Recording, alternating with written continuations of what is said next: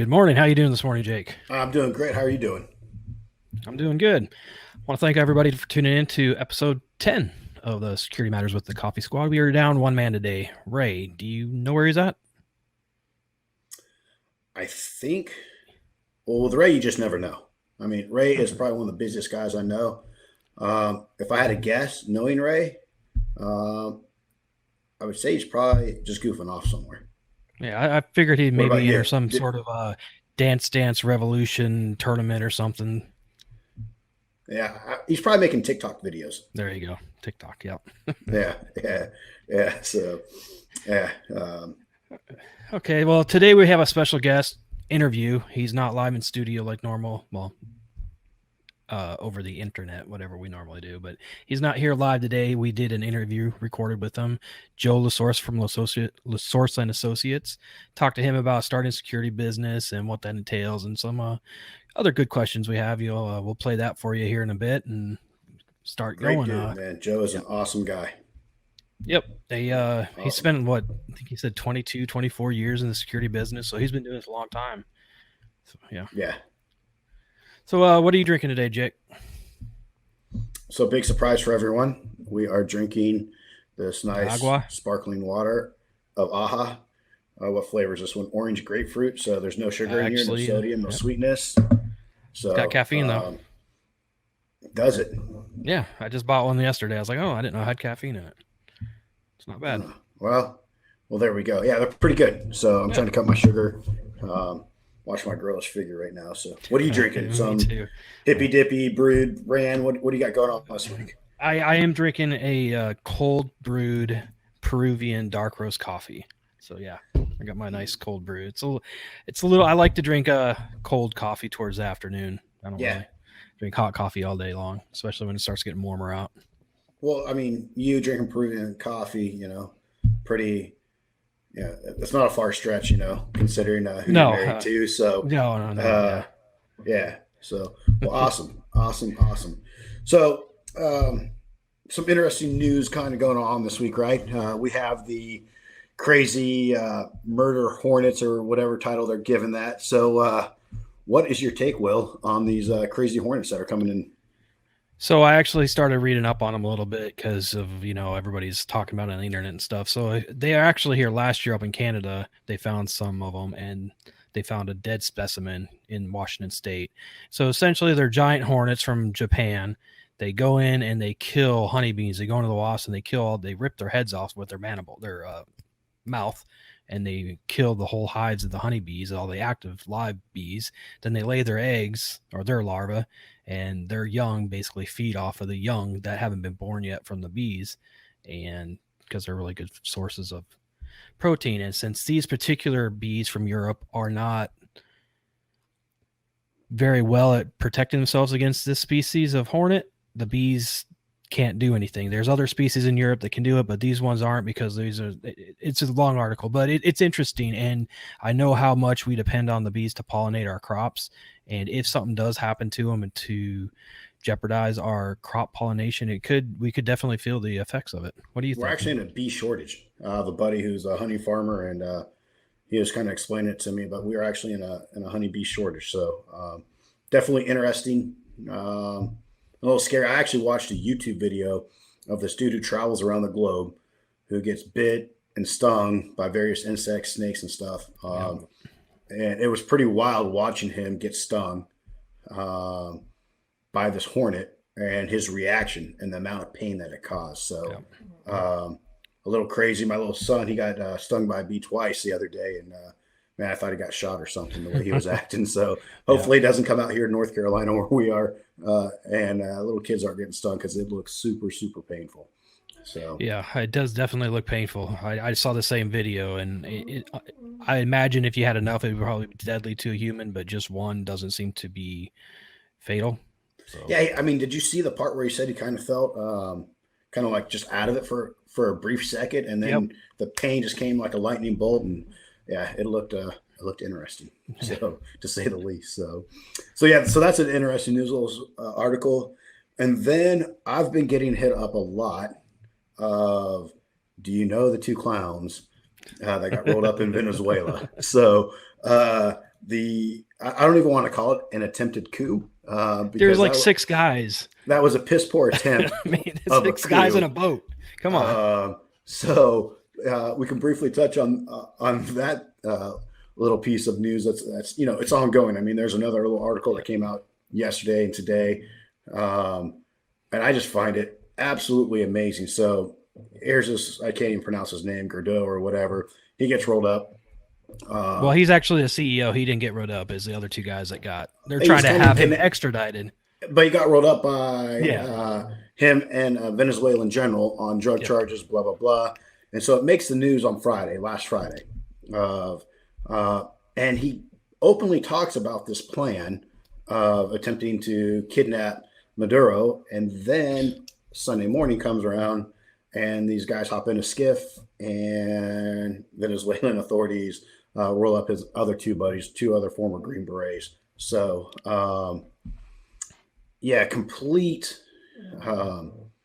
crap show, to put it lightly, in my opinion. So, yeah, I guess all 3 were former Green Berets, all within 7th group. I used to be a 7th group guy. So, just interesting, very, very interesting. I think they missed the part, a big, large portion of the Q course, or they're just, or they're kind of just basic. sleeping on the job. So it takes years and years to form up a resistance and everything else that goes along with that. So, it'll be interesting what's going to happen. There's a theory right now that Maduro was in on part of it. It was, potentially one of his plans. The U.S. is vehemently denying it, which, in my little bit of knowledge that I have, I don't think President of the U.S. is going to sanction about 60 dudes to overthrow a government. So what's your thoughts on that, Will? Well, I mean, one of the things that stood out to me is they just happen to be traveling with their security IDs and their passports. If you were really going to be doing that sort of thing, I mean, I don't have near the training as you do as far as that type of operation goes, but that to me, I wouldn't be traveling with all that. Don't forget the VA card. That was the VA super card important. Too, yes. So, that's going to get them in a lot of clinics there in Venezuela. And so stuff like that, it throws up red flags for me. Why is it that? I mean, we caught them and they had their U.S. passport, their ID card, their security ID card, their VA card. I mean, hello, McFly. There's something up with that. The rose doesn't smell good. Yeah, amateur hour isn't even like the best term for it. It is. I'm wondering if they're just drunk. It could be. It could be. So, I know how you guys like your liquor, so yeah. So lightning down there. It's definitely interesting. So, craziness, crazy. So, all right. Well, we'll go ahead and move into the articles of the week. I did find one I thought was kind of interesting. There's a Cyber Ghostways legal action against VPN Pro over a new report. So there's a couple of VPNs out there that have security flaws that they didn't really address once they find out in a quick enough time frame, and so they did put some of their people at risk. And so there's a watch group, Cyber Ghost Cyber Ghost and Hot Shield, excuse me.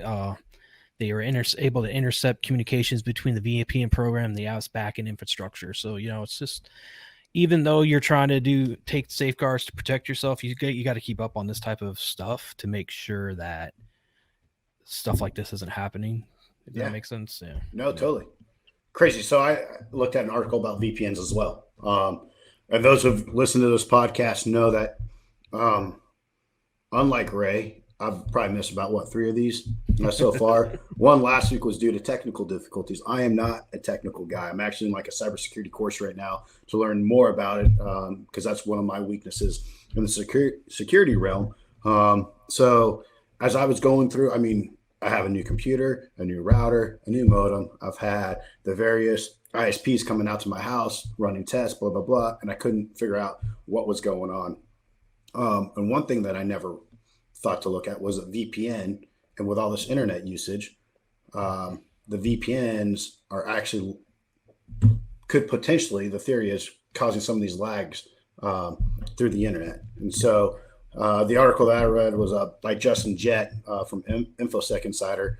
and it's just talking about the current state of more and more before coronavirus. More and more people are starting to work from home. That teleworking that's been going on, and then with coronavirus, how that's exacerbated the whole internet Oh, yeah. and the use of VPNs, and how to, it's putting the pressure on the IT specialists on scaling their VPN access. And so most IT people are building their infrastructures with the physical connectivity there at the office building, not so much with that remote worker in mind. And so the article is really good about explaining the shift now that they foresee is going to happen of these IT professionals of the teleworking and how VPNs are going to work. And then kind of tying into your story, Will, of VPNs are now, malicious actors are using some of the backdoors in VPNs to access entire networks. And so Homeland Security's kind of put out a warning about that. So I'm trying to look for the quote here real quick, where it talks about maintaining security in the fog of unknowns. Real quick quote is, when everyone connects to the VPN at the same time, there are a few problems that organizations face. Businesses either maintain security standards and require all users to continue connecting to the VPN, or they limit the number of connections to the VPN, which reduces security and productivity for team members that require internal applications. And then by providing their challenges, by providing the same experience using VPNs as a physical user, the capacity is up to 100 megabytes per second up and down on that system. So you multiply that by 100 users, you're going to have a quick deterioration of that internet service. So a quick, interesting little article on that as well. So did you have another article or anything else? Or I did. I read. I found one. I thought it was pretty interesting. They're talking about how the mobile use of social networking becoming preferred way to infect mobile devices, and surprise, surprise, Android is the one that they're attacking the most, because obviously, as we know, Android doesn't have the same security protocols that Apple does, as far as, especially in their app store, their application store.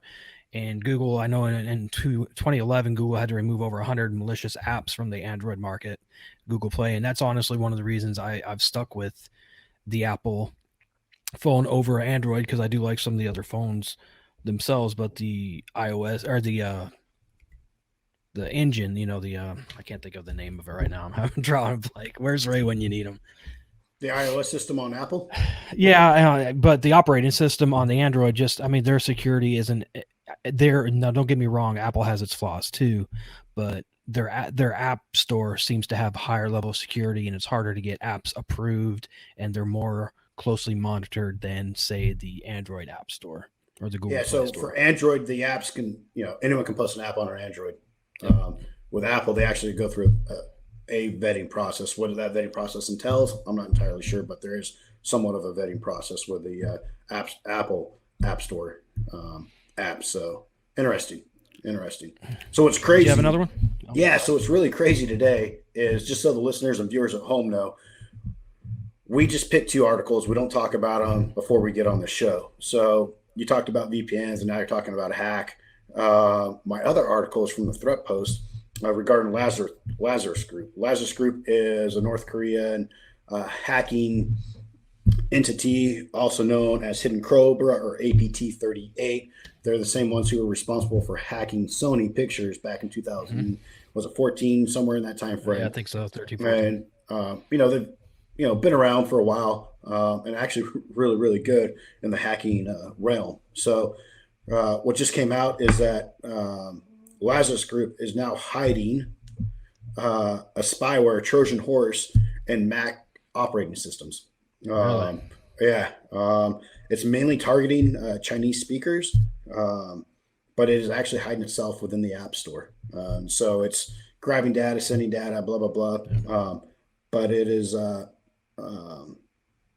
it's out there. I've had a Mac computer, I want to say, since 2008. And that's, pretty much all I buy, mainly because I'm used to the system now. And I enjoy it. And I think they're a great product. But also when I was buying it, it was the secure, thing back in the day. So, I think more and more countries and hacking entities are finding out that, hey, a lot of, Macs are becoming more and more common. And so now they're starting to attack those. So the application that after it's installed, the name is called Mina. So for those of you listening, you can go through your apps and look for Mina, and then maybe do a little bit more research on your own to see, if this is a Trojan horse for the Lazarus group. Again, they're mainly targeting Chinese speakers. So those who don't speak Chinese, like myself and you probably, we don't have a whole lot to worry about, but it's only a matter of time probably before they do it if they haven't already. So I can say hi and thanks. That's about it. Yeah. So pretty interesting. We both picked articles this week that really similar or relating to each other. And I am not an IT guy whatsoever. So me either. So yeah, craziness. All right. So let's go ahead and get into the interview with Joe, and we will see you guys on the other end. Sounds good. Hello. Today we're going to be doing an interview with our special guest, Joe. He is kind of a bigwig in the security business. Joe, why don't you go ahead and introduce yourself? Hey guys, good morning. Joe Lasorsa with Lasorsa and Associates. We are pretty much a full spectrum security company. We don't really get into one specific segment of security. We pretty much do it all as much as we can. Security and investigations. I've been doing it for 22 years. So based out of Florida, North Carolina, primarily on the East Coast. We're licensed up and down the East Coast. Cool. So how did you get into security field? Was it something you were born into, or did you just kind of slip into it? Yeah, born into it early, lucky sperm club, as I call it. My father was Secret Service, and when he got out of that, he started up a security company after working in the private sector for a few years. And so my first time getting involved was actually when I was 14. So I started doing clerical work, writing reports, things like that. So I got a really early start at it because of that. Yeah. Excellent. What kind of opportunities exist in the security space to start new businesses? Too many to list, honestly. I mean, the security is really everywhere. The more that I've seen it, the more we branched out, we see opportunities literally everywhere. New markets come up every day. New market spaces, new technologies. There's so much, whether it's cyber or physical or anything. There's just so many opportunities everywhere, and in that, so many opportunities that even clients don't understand yet. That they don't even see the need for security or what have you. So I mean, we've seen clients that will come to us that present an opportunity, and that develops into 10 other opportunities, just because both of us didn't even see that occurring. So honestly, I think that the way to look at opportunities is just to have an open mind and just see, what can you do to facilitate another business's growth, and then just sky's the limit from there. No, absolutely. So I imagine, you've been in it, you said, 22 years? So a lot, especially with technology, how it's evolving and changing. I'm sure that just continues to grow the opportunities out there in the security space.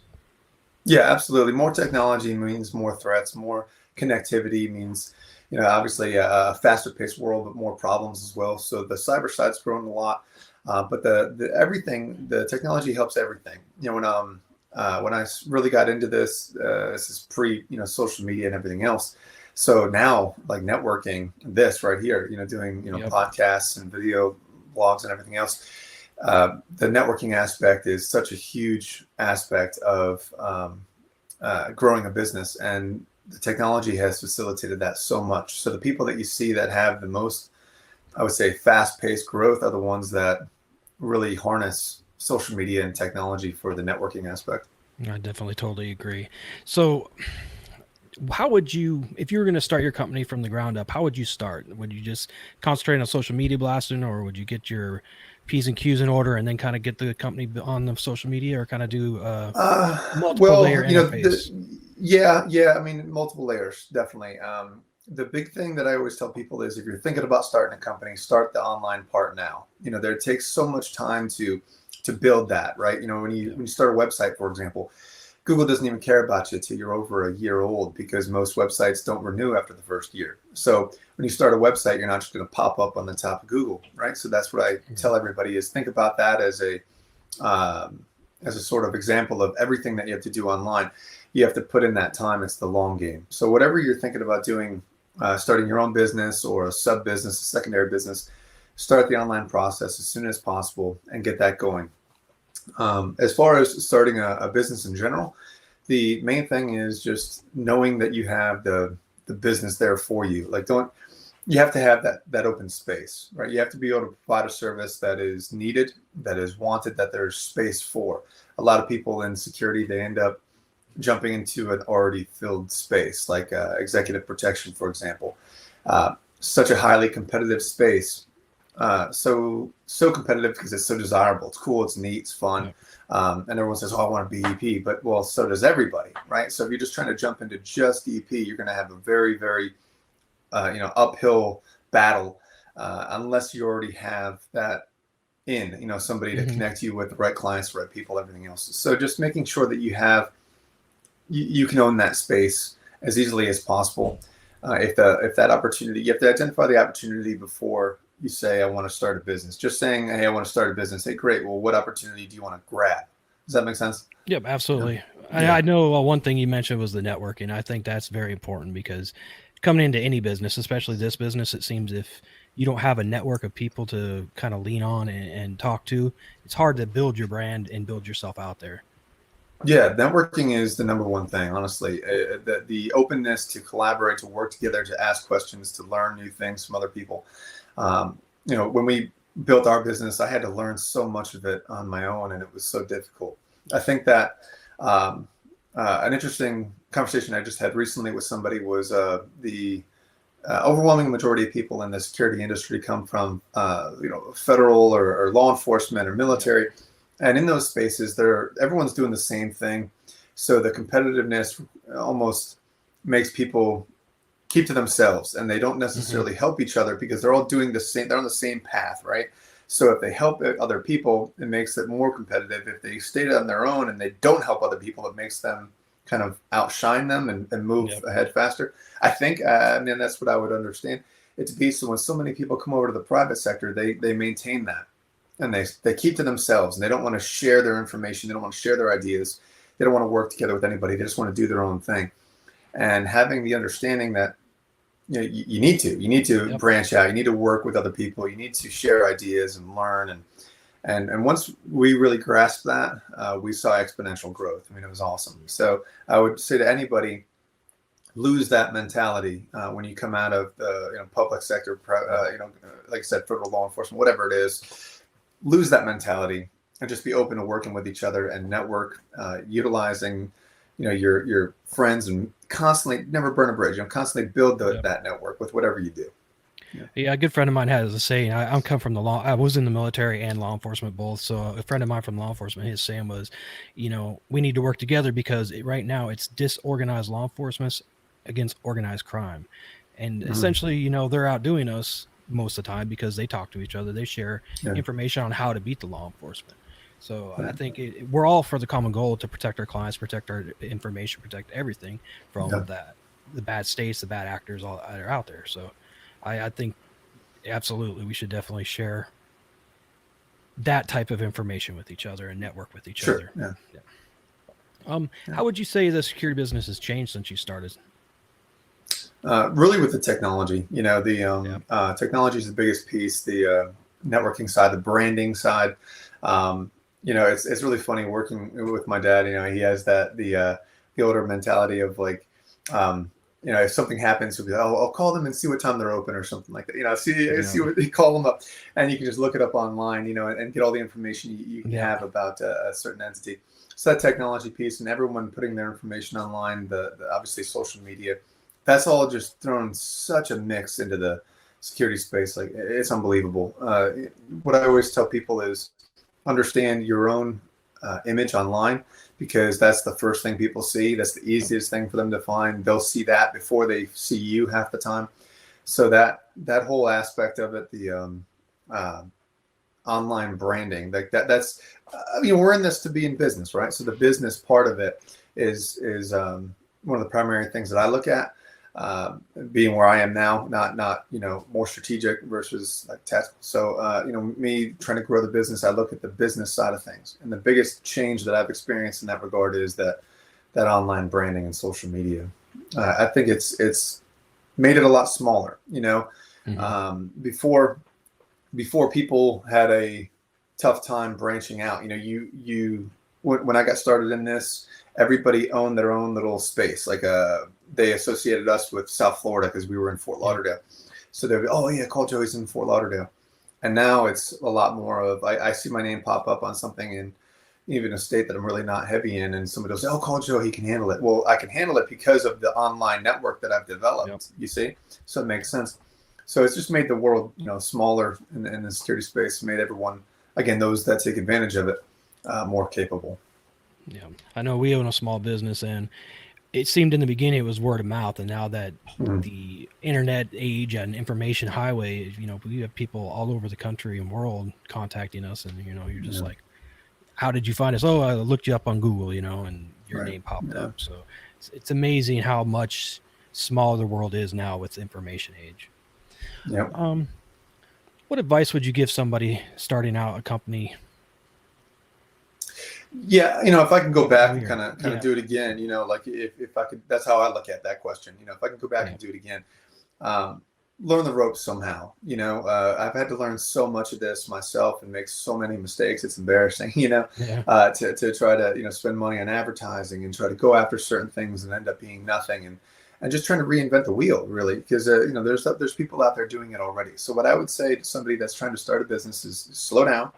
Right, slow down, start the online piece, start your, the online branding and networking and everything else, but learn the ropes somewhere. If you want to learn how to, like, say, for example, one of the things that we got into recently was large security contracts. So like that right there, I put out, an embarrassing amount of money trying to develop this, and it's ice skating uphill, because I'm learning it myself. But if I had spent 10 years working with, or not even 10 years, a few years working in a company that did that, I could come out of there and know exactly what to do and where to invest my time and money and everything else. So, most people want to just jump in and start their own business. Well, maybe working for somebody else to start with is the best way to do that long game. Yep. Does that make sense? That's where I see the biggest limitation, because I came right into it out of the military and, got right into the business side of things. So I missed that. I didn't work for, I did subcontract for a lot of other companies and still do, but what I'm saying is I didn't work for another company actually learning those business skills. I had to learn it all on my own, Yeah. Oh yeah. Oh yeah. I feel your pain. It's, you start dealing with taxes and payroll and all that stuff. It's a headache. Exactly. And when you're getting a paycheck first and 15th and down to the cent what you're getting, and then you get in the private sector and you're like, oh, I'm going to start my own business, work for myself. Well, it's not exactly, it's grass isn't greener, just looks that definitely. Way. Yeah. Sometimes it is, but it's nice working for yourself, but you work twice as hard, it feels like. Well, yeah, when you get there, it's definitely the grass is green, but what I'm saying is when it looks green right away, if you get there too fast, you're like I said, just slow it down, just learn the ropes first before you jump right into it. That's the biggest piece of advice I could give. Well, so where do you find these type of security opportunities for somebody kind of starting out? Really, it just comes from ideas. I talk to everybody that I know and just see what they're doing, see how they're doing it, and just get different ideas. I don't want to jump right into what they were doing, but if somebody says, "Oh, hey, I got licensed in California and I'm doing this now," I'm like, "Oh, okay, well, I want to get licensed in Texas. Let me go do it in Texas," and I try to use their seized opportunities as something else to give me an idea to go find one and look for one.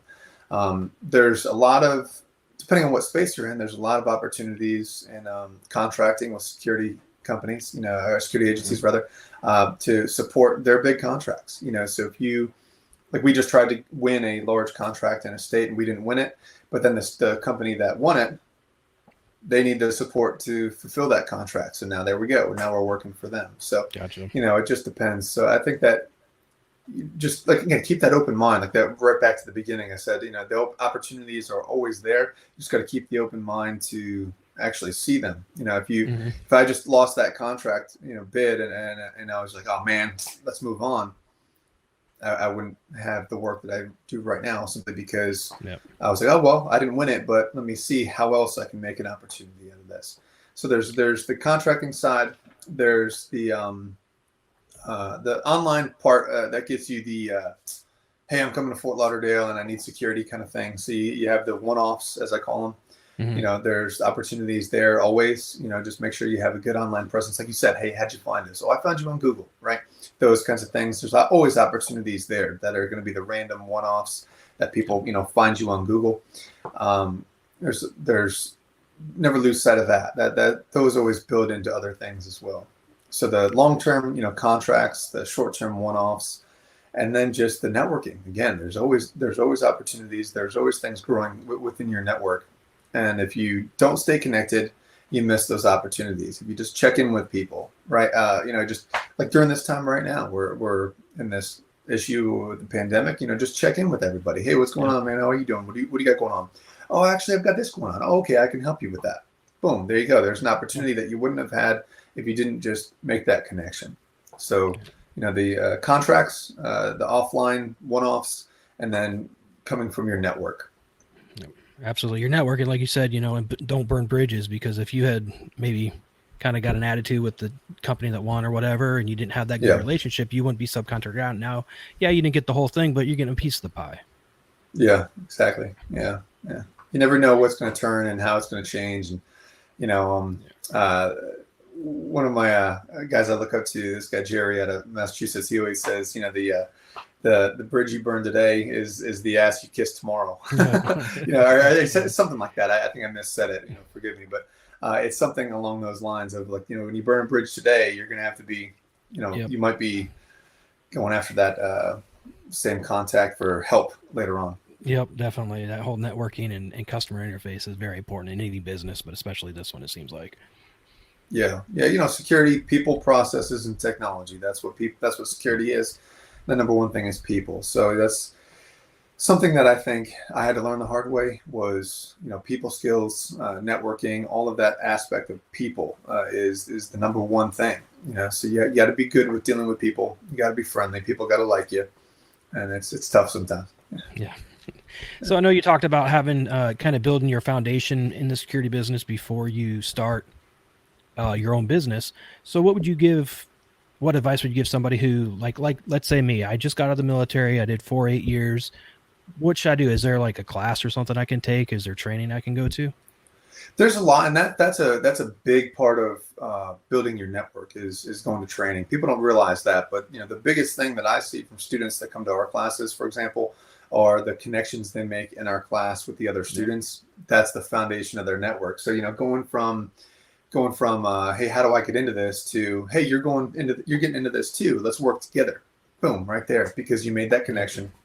Not only that, but you went to the class that hopefully now you learned some good skills and you learned the business side of things as well.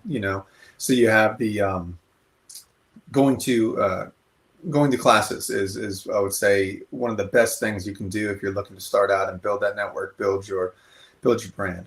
Looking up relevant, reputable training, and by doing that, by going to relevant, reputable training courses, you're going to find other like-minded individuals. Stay away from all the weapons training. And I shouldn't say it like that. That's fun. I do it all the time. I love it. Like that. I'm not saying don't do it, but don't go there thinking that that's going to be the answer to building a business, right? So go to relevant, reputable training courses, and you'll find other people just like you who are there to build their brand or learn a new skill or network, or all three. And there you go. You're going to connect and build a network, which is the number one thing with starting a business. So coming out of the military, you already have all your military buddies. Stay connected. See who else is getting into the same space. See how you can help each other. See what spaces they get into, and if you can help each other there. If one of your buddies decides to go into IT or something, that's not a, hey, forget about that guy, I'm going into security. No, stay connected with them, because you never know how that's going to work out. So again, just maintaining your network. And like I said, just understand it's going to be a long road ahead. So plan ahead, have that long game mentality, and don't think it's going to happen overnight. That'll get you frustrated and then make you just drop the ball and make you just run away from it. Take shortcuts. Yep. Yeah, exactly. Don't do that. Understand it's going to be a long time. we've seen a lot of growth in the last 5 to 10 years. But when I think back to 10 years ago, I never even I could never have imagined it would be where we are today, simply because it's 10, 10, 11, 12 years later. You can't see that far. Have a 3 to 5 year plan, but understand it's going to keep going if you treat it that way. It's like watering a plant. It's not going to pop up overnight and sprout flowers, but you keep your discipline, and there it is. Yep. Well, you should have set long-term goals and short-term goals for yourself. I mean, Yep. At the beginning of this year, well, last quarter, 2 quarters ago, who would have thought that we'd be in this situation where we're at now, where nobody's doing anything, everybody's locked down, and everybody's doing Zoom for conferencing and stuff like that. So it's definitely a change in our lifestyle. Yeah, you got to be open to the changes, and that's what that's what your network is really going to help you do. Also, is it's going to keep you nimble. We've what's the word, pivoted a lot in our business career. We've seen different things develop and change, and if we just stuck to our guns, wouldn't be here. So we flowed with it. We maintain that flexibility, put it that way. I know we were talking about training. You offer quite a bit of training, don't you? High level, good level training. Can you talk a little bit about so that? we do a lot of different training courses. We really started out with pretty much doing our own quality control, training our own people. Really developed into what we do now, which is open enrollment programs across the whole security spectrum. Really, we do investigations, we do executive protection, we do security consulting. We do technical surveillance, all the things that we're really into. We have a training course for, and one of the things that we do that for is to build our own network. We don't do training as a revenue stream. It's actually the smallest part of what we do. So we do it to actually put out a good product. So we bring in good people, and that way we build our network with good people. So having that that networking and business development mindset, that's why we do training. And I think that you really need to look at the training value of whatever training you're considering, and look at a company that does something like that. There's a lot of other companies like us that do that. We don't just try to bring you in. We're not just a training company to bring you in to get your training money in. We're actually trying to build a business, and I think that that's the best thing. The best training courses I've gone to were with other people that have that same mentality. It's they're looking to build you to build them, versus just get you in, take your money, and get you out of there. So I think that that's the biggest thing that has helped us grow the training side, is that mentality. Well, not only are you building a better opportunity for them to learn the right way to do it, but you're also giving a better product to clients that you have and they have. And you say, hey, you're pretty squared away. Where'd you get your training from? Oh, Lasorsa. Okay, those guys are squared away. And it definitely builds your brand, and it makes a better product for everybody out there. Absolutely. Yeah. Anything else you want to say about your company, where we can find you, stuff like that? Yeah, Lasorsa.com. That's the website's everything, So, and we're also heavy on Facebook and LinkedIn and on social media, so you can find us anywhere. We share a lot of content. We try to share a lot of really good content on the website, Lasorsa.com. Go to the blog, and you can read all about everything that we do and how we do it. We share our information and ideas as much as possible. We look for feedback there too. So on social media, you can get back with us and let us know what you think. And hope to see you online. All right, I appreciate your time, Joe. Everything was good to go. I really appreciate you taking the time to talk to us today. Absolutely. Thank you. Appreciate it. Thank you. Okay, welcome back from that nice little interview with Joe Lasorsa from Lasorsa & Associates. What'd you think, Jake? So I haven't met Joe a few times and taken some of his courses. I really dig Joe, and what he said about starting a small business, as we're all familiar with, especially in the security industry. I think Joe's taught us some stuff, as far as putting the cool guyness away, and really just using your interactions, man, and building those bridges. I know you guys touched on that quite a bit, and I thought that was awesome. He's all about helping not only his company and his employees, but other companies as well. And I think that's why he's been so successful, is keeping those bridges open and helping, being willing to help out. Yep. I wouldn't say competitors, but I'm sure it is competitors as well, but just people in the same field. So really humble guy. I dug the interview quite a bit. What'd you think? I really enjoyed him. This is my first. I've talked to him before. The first time kind of seeing him face to face since we did do a video. But yeah, I enjoy what he said. I really definitely am. I loved how he talked about the networking aspect of it, because in law enforcement, there's not, depending on where you're at, there's a lot of not a lot of networking in some places, and there are in others. Just kind of there's territories and jurisdictional conflicts. And I used the job I had in the police force was, it was all about us against them, like organized crime, right? So organized crime against disorganized law enforcement. That's what I said with Joe. I'll repeat it here. And that's kind of important, because the more we share and the more we learn from each other, the better it is for our clients, right? So I just the networking aspect. Like, if you have a question, if you need something, you can pick up the phone and call Joe or Adam or how many other people that in this field. If I have a question about something, like the other day, you had a question about something and you called me up, right? I mean, it just happens, and that's what. Granted, we work together. A friend of mine who's ex-Marine guy, he called me up and said, "Hey, I got a quick question about this." And, it's because he knows me and I knew the answer. So you build those bridges, those networks. It helps you both, I think, personally and professionally. Yeah, I mean, and not just like pick up the phone, but Joe's actually driven to meet us, a few hours, Yeah. To kind of talk about stuff and give us advice and other things. So that just, to me, just talks to Joe's character. I'm really glad you interviewed him and had him on the show, because to me, Joe's the epitome of what a security consultant is and a business owner, of getting it out there. The more you know, the better off you are, that he Yep. kept talking about. So I took his private investigating course. It was a 2-day course up in Raleigh, and great course. His instructors and what they taught was super knowledgeable. And like he was talking about in the interview, his courses are probably his lowest revenue stream. He mentioned that. Yep. But what it is it's that connection quarterly, and so that's how Ray and we all got to know Joe, was through me taking a course, and then we had another guy go take a security consulting course, and we both had nothing but high accolades for Joe and his company and his instructors. So those are two of the courses I know he teaches. Like a medical course. Yep.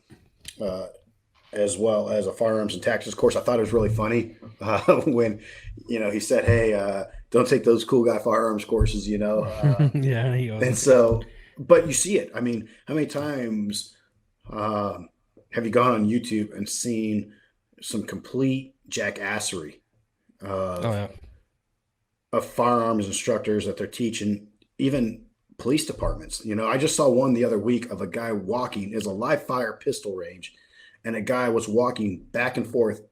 And I guess the goal of this scenario was to, when he's walking, he's in your line of sight, you don't fire. And you're doing that with live rounds. Yep. I think that was over there in the Eastern Bloc somewhere, if I'm not mistaken. It's just bizarre. Yeah. And Wazoo. And you see, similar stuff here in the U.S. So I feel Joe's sentiment and pain. Some of the shooting courses, like, do some research, find out. If they say they come with these special backgrounds, do some digging. You can jump on social media, you can dig in records. You can ask for if they're a military person, you can ask for hey, can I see a copy of DD 214? That'll show you what schools, what they accomplished in their military career, if they were military. You were, police. I don't know if the police force has something similar when you retire. Not like that, but most places will issue you a certificate of completion of training. So, you get that stuff. You say, let me see your certificate. Yeah. Let me see your I Love Me bookie, right? Going back to the firearms thing. I won't say where I was at or what kind of class. It was a firearms training class, and the instructor told the class that, it was okay up until this point. And then I kind of lost all faith. And he said, yeah, if you got a squib round, just go ahead and shoot it out. Keep on fighting. So I was like, okay. I was like, I'm pretty much done with that course now. So it's a technique, right? So maybe not the preferred technique, but it is a technique. I thought Joe, and also, the cool guyness, whether you were, most of the security industry, a good portion at least, came from law enforcement or military. But there's a whole nother component that just, we're on the civilian side and took education courses and other stuff through ASIS and other organizations like that, and they learned on the job. And I think his point was really well taken. Is leave your cool guyness, whether you were a special operator, a SEAL, a Ranger, Green Beret, Delta operator, whatever it may be, or SWAT police officer, FBI, whatever it was, HRT. We're all in this together, and I think that is another good takeaway of kind of being humble. And I guess those who don't know Joe, to me, in the interactions I've had, a humble guy. Yes. Again, want to keep reiterating his willingness to help others out. And that to me is a sign of a true professional. Yep, absolutely. Yeah, it's hard. I know a lot, especially in this whole field, where you came from, where I came from, in the field we're in now. There's a lot of alphas out there, and a lot of times, some people, not all, there's a lot of good ones out there, but some people get that mentality where I have to show you I'm the biggest and baddest, and they don't have the let's help each other out. Let's do for others what we should do for ourselves. And yeah, I totally agree with that. And most of the time, those people who are trying to pump, beat their chest and puff it out and tell you how great they are, in my experience, that's usually a red flag. Yep. So, all right. Well, I think pretty close to the end. Go ahead and follow us on coffeesquadpodcast.com. You can follow go ahead and subscribe to our podcast on Apple, Google, Stitcher, all the good ones. And other ones not that familiar with, but anything you got to say there, Jake? Yeah, just for the listeners, again, I know Joe kind of put it out, but make sure you check out his website, Lasorsa.com, Lasorsa.com. Yeah, check it out. And thanks, Joe, if you're listening. Thanks for the interview. It was a great job. All right. Well, don't forget to subscribe. Let us know on our Facebook page or whatever if you have any questions, or follow us on Facebook and subscribe to our podcast. We'll see you next week. Thanks. Have a good one.